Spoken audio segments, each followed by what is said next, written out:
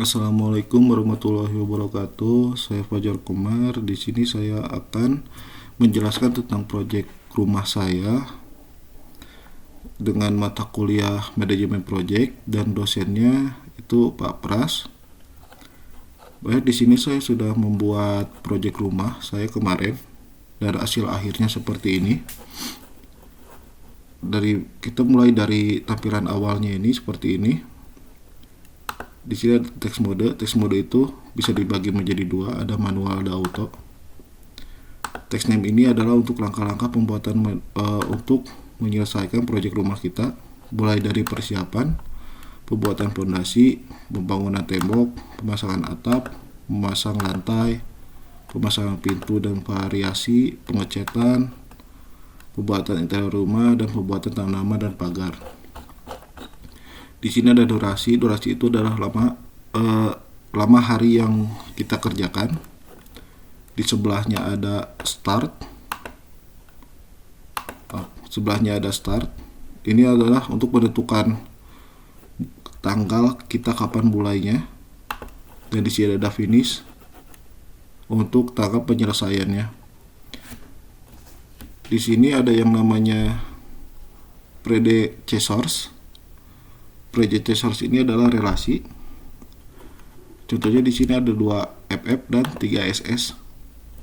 2 FF di sini adalah angka 2-nya ini adalah bagian 2 dan 3. Jadi kita taruh 2 di sini agar kita memiliki relasi dengan si 2 ini. Kalau FF di sini adalah itu finish to finish.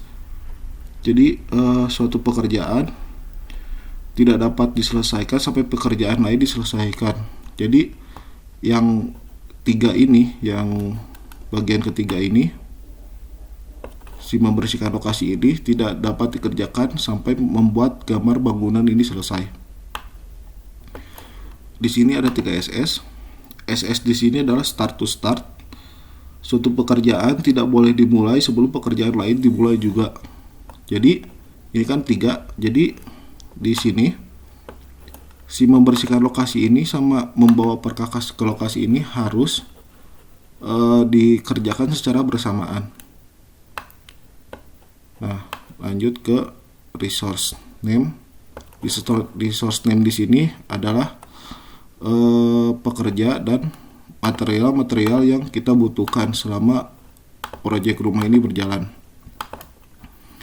Lanjut, di sebelah kanan ini ada garis biru, ini adalah timeline projectnya, dan tulisan ini adalah ini si resource name ini. Untuk bisa mengisi resource name ini nggak bisa sembarangan, kalian harus mengisi dulu si resource sheet. Caranya seperti bagian ini. Nah, ke resource sheet. Nah, kalian tuh harus mengisi ini. Ini ada 2 tipe yang saya masukin, ada tipe pekerja, work, dan material itu bahan.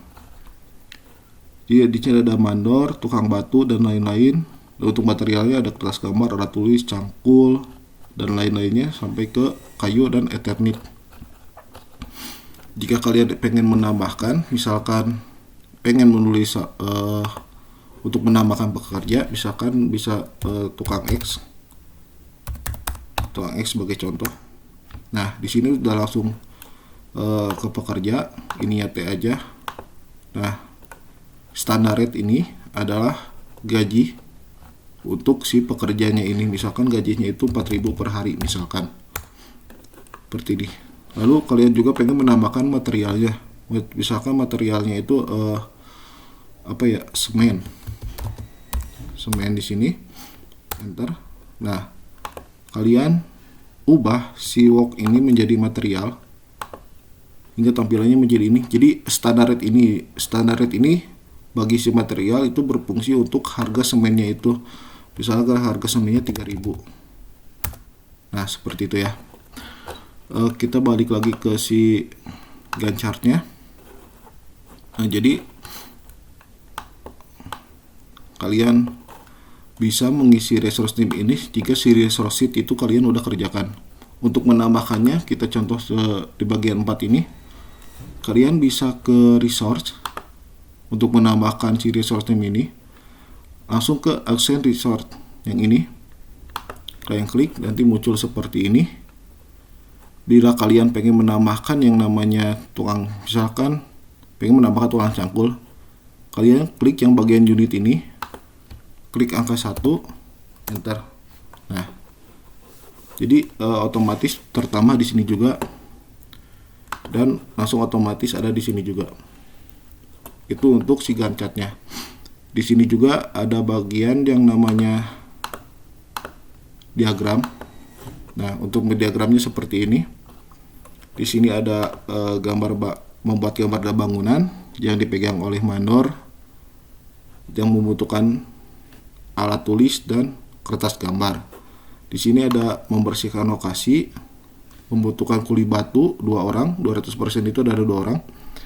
Ada truk mengangkut 1 buah itu 1 truk dan cangkulnya 1. Seperti itu, dan lain sebagainya sampai ke bawah sini. Nah, balik lagi ke si Gantt chart-nya.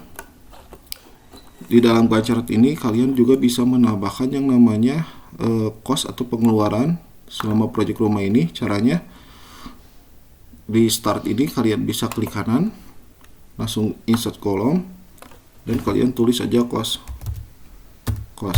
Nah, seperti ini.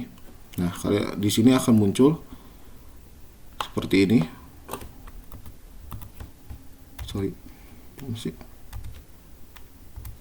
Nah, akan muncul seperti ini costnya untuk harga-harganya dan total-totalnya.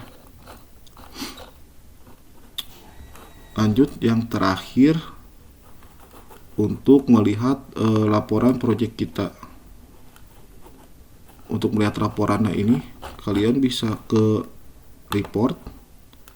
Nah, di sini ada yang namanya visual report. Kalian klik ini. Nah, di sini adalah banyak berbagai-bagai laporan yang kalian perlukan dari sebuah proyek rumah ini.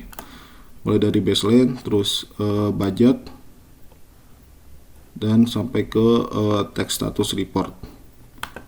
Kita buat contoh di budget aja, di budget cost report. Jika kalian ingin melihatnya, bisa kalian klik view dan kalian tunggu sebentar sampai loadingnya selesai. Baik, nah jika kalian seperti ini, kalian bisa lihat pelaporan untuk budget cost reportnya. Nah, bisa seperti ini. Contoh kalau mau yang lain, misalkan text status report, kita view. Baik, tunggu sebentar sampai loadingnya selesai. Nah, di sini ada yang namanya untuk pelaporannya seperti ini. Besar saja, besarkan lagi. Nah, kalian bisa melihatnya di sini. Nah, untuk pekerjanya itu ada 22, mengeluarkan kos segini. Untuk membuat gambar dan bangunan, ya seperti itu. Jadi cukup sekian penjelasan proyek rumah dari saya. Mohon maaf bila banyak kekurangan. Saya Fajar Komar. Terima kasih. Assalamualaikum warahmatullahi wabarakatuh.